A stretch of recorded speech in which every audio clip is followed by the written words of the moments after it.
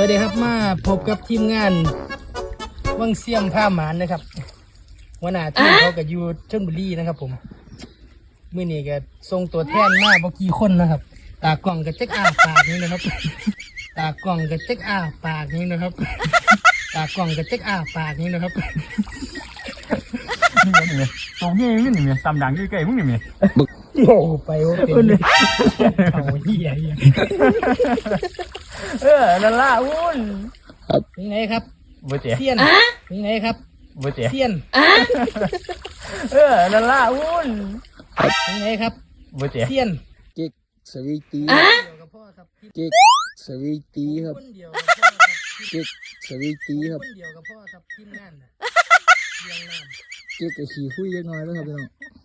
ต้องไปเบาเสียงด้วย